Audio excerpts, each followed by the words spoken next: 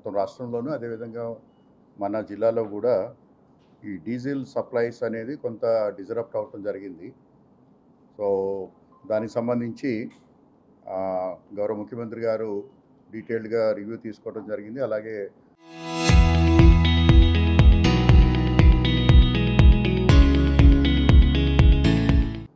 స్పష్టమైనటువంటి ఆదేశాలు కూడా ఇవ్వటం జరిగింది. సో దానికి తగ్గట్టుగా మనం గత 24 గంటల్లో కొన్ని చర్యలు తీసుకోవడం జరిగింది. So that there will be a smooth distribution of diesel అలాగే పెట్రోల్ కూడా. ఈరోజు పరిస్థితి తీసుకున్నట్టయితే ఉదయం నుంచి ఇప్పటి వరకు సుమారుగా 113 అవుట్లెట్స్ మన జిల్లాలో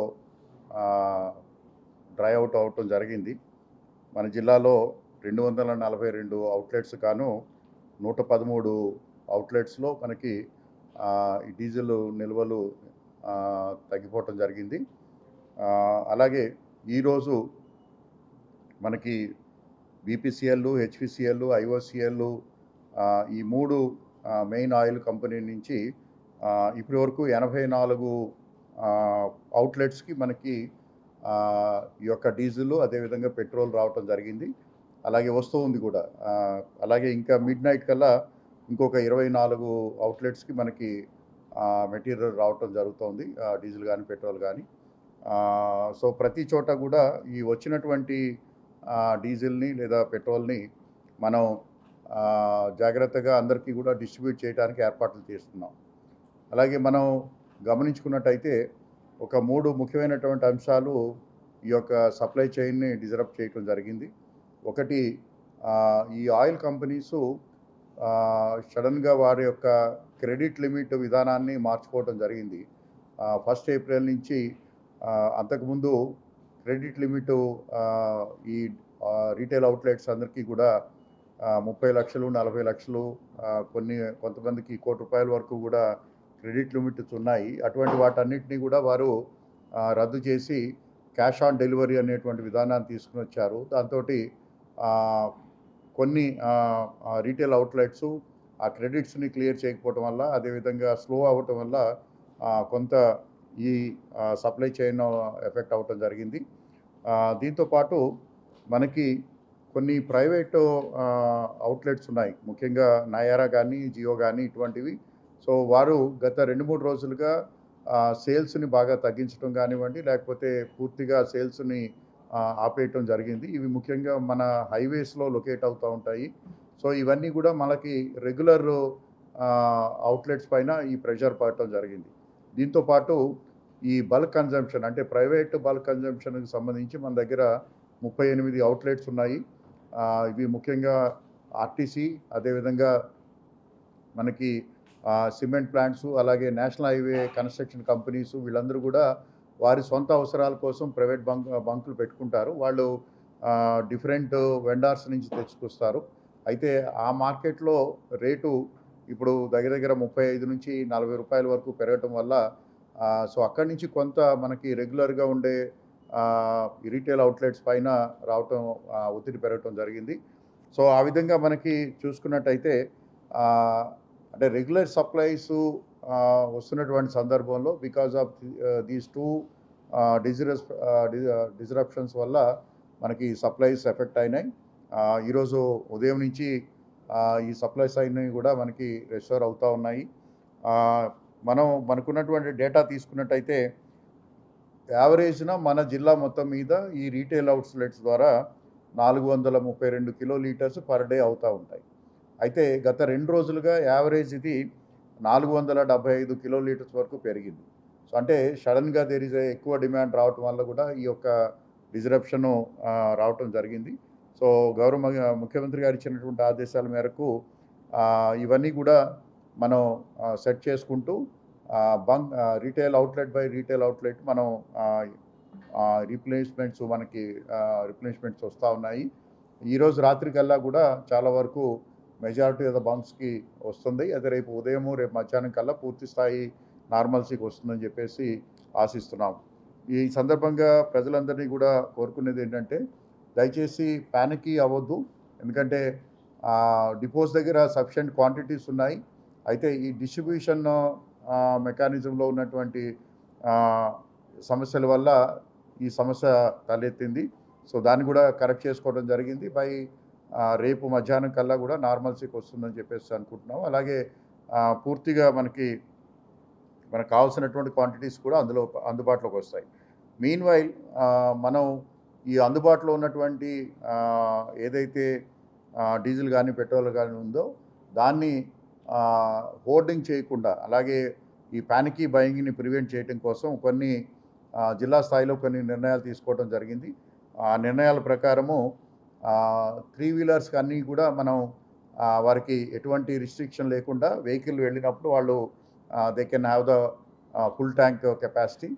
అదేవిధంగా మనకి 4 వీలర్స్ ముఖ్యంగా ఆటోలు, మన కార్లు కానివ్వండి, లేకపోతే వ్యాన్స్ కానివ్వండి, అటువంటి వాటన్నిటికీ కూడా 30 లీటర్స్ పర్ వెహికల్ చొప్పున మనం రేషన్ చేయటం జరిగింది. అలాగే పెద్ద వెహికల్స్ అంటే బస్సెస్ కానివ్వండి, లాంగ్ హాల్ ట్రక్స్ కానివ్వండి, వాళ్ళకి 50 లీటర్లకి మనం రిస్ట్రిక్ట్ చేశాము.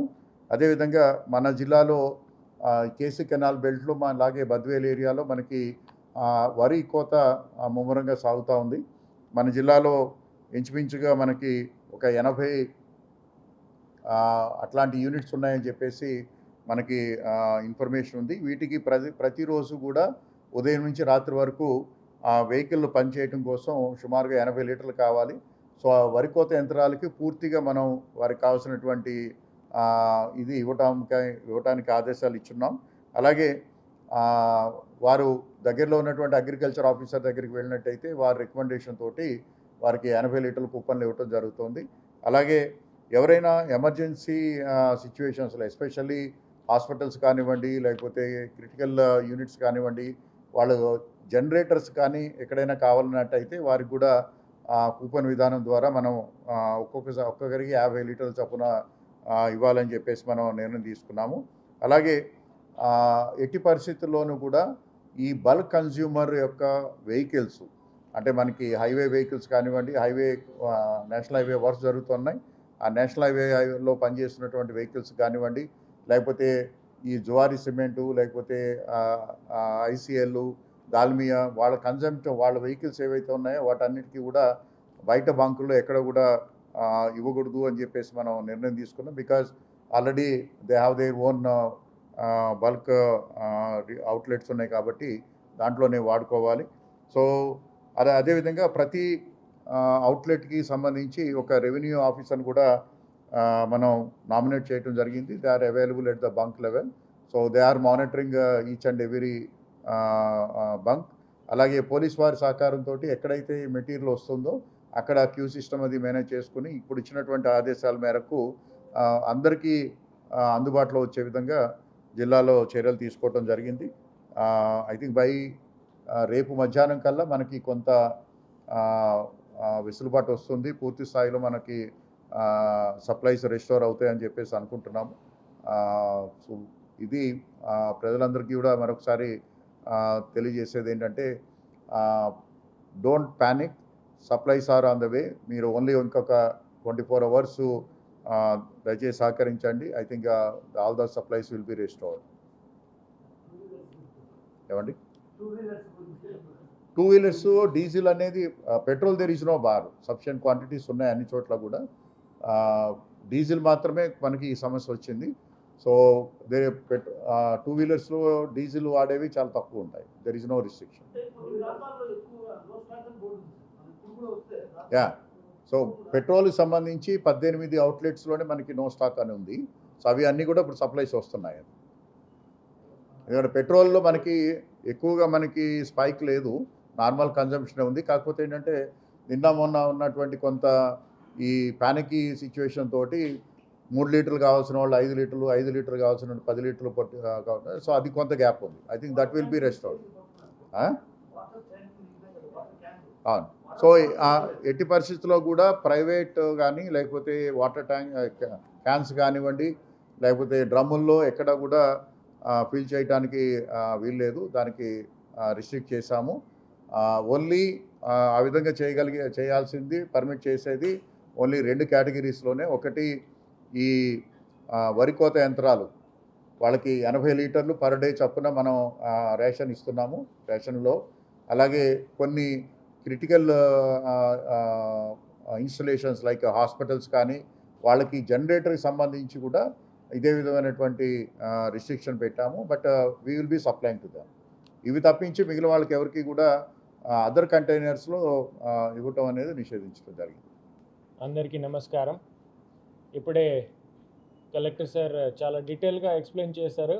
డీజిల్ షార్టేజ్ ఉంది. ఈ డీజిల్ షార్టేజ్ ఎందుకు వచ్చింది, కంపెనీస్ పెట్టిన సడన్గా చేంజ్ చేసిన పాలసీ డిసిజన్ వల్ల ఈ షార్టేజ్ వచ్చింది. కంబైన్ టు దట్ కొంచెం షార్టేజ్ వచ్చినప్పుడు ఇమీడియట్లీగా ప్యానిక్ అయ్యి ఎక్కువ డిమాండ్ కూడా ఎక్కువ పెరిగింది. 4 లీటర్స్ కావాలంటే 10 లీటర్స్ డిమాండ్ చేయడం జరిగింది. దీనివల్ల ఈ సిచ్యువేషన్ ఇంకా వర్స్ అయింది. కానీ వన్ ఇష్యూ మనమే గుర్తుపెట్టుకోవాలి, ఇది చాలా టెంపరీ సిచ్యువేషన్. 2 రోజుల నుంచి స్టార్ట్ అయింది. రేపు మధ్యాహ్నం వరకు ఈ సిచ్యువేషన్ క్లియర్ అవుతుంది. గుర్తుపెట్టుకోవాల్సింది ఒకటి, ఈ ప్యానిక్ బిహేవియర్ వల్ల ఈ సిచ్యువేషన్ ఇంకా వర్స్ అవుతుంది. సో ప్యానిక్ ఎవరు కూడా చేయకూడదు. చాలా డీటెయిల్గా రేషనింగ్ సిస్టమ్, అది కూడా చాలా టెంపరీ రేషనింగ్ సిస్టమ్ ఇవ్వడం జరిగింది. అందరికీ సఫిషియెంట్ ఫ్యూయల్ సప్లైస్ వస్తాయి. ఇక్కడ ఈ లాంగ్ క్యూ లైన్స్ కానీ ఏదైనా డిస్రప్షన్ బిహేవియర్ ఉంటే మన పోలీసులు అన్ని బంక్స్ దగ్గర ప్రెజెంట్ ఉంటారు. అన్ని బంక్స్ దగ్గర పెట్రోలింగ్ సిస్టమ్ పెట్టాము. అన్ని బంక్ ఓనర్స్తో పోలీస్ సిస్టమ్ మాట్లాడుతూ ఉంది. ఈవెన్ సప్లయర్స్ డిస్ట్రిబ్యూషన్ రోడ్ నుంచి వచ్చిన ట్యాంకర్స్కి కూడా మనమే ప్రొటెక్షన్ కానీ ట్రాఫిక్ క్లియరెన్స్ కానీ ఇస్తున్నాము. ఎవరు కూడా ఈ ప్యానిక్ వల్ల హోల్డింగ్ చేయకూడదు. అనవసరంగా ఈ డ్రమ్స్లో తీసుకువెళ్ళి లూజ్ సేల్ మనమే అలౌ చేయట్లేదు, ఎక్సెప్ట్ ఫర్ ఇక్కడ పర్మిషన్ ఇచ్చి ఉన్నాము. సెకండ్ అయితే డైవర్జన్. అందరూ బంక్ ఓనర్స్తో మాట్లాడడం జరిగింది. వీళ్ళకి క్లియర్గా రూల్ పొజిషన్ ప్రకారం ఎవరికి పెట్రోల్ డీజిల్ ఇవ్వాలి అదే వీళ్ళకే ఇస్తారు. కమర్షియల్ అవుట్లెట్స్ కానీ డైవర్జన్స్ కానీ అట్లాంటి ప్రాక్టీస్ కడపలో జరగదు. దీని మీద కూడా పోలీస్ దృష్టి పెట్టి ఉన్నాము. ఇంకొకటి, ఎగ్జాక్ట్లీ సిచ్యువేషన్ ఎందుకు వచ్చింది, దీంట్లో ఎవరు ఏదైనా డైవర్జరీ టాక్టిక్స్ కానీ సోషల్ మీడియాలో క్రియేట్ చేసిందా ప్యానిక్ కానీ అట్లాంటివి ఉంటే వీళ్ళ మీద లీగల్ యాక్షన్ కూడా ఇనిషియేట్ చేయడం జరుగుతుంది.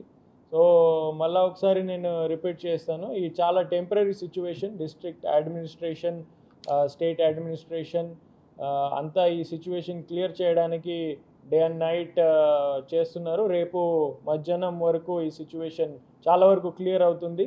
అప్పటి వరకు ఒక రెస్పాన్సిబుల్ బిహేవియర్ మనమే చూపిస్తే we can all get through it by tomorrow afternoon very fast. Thank you.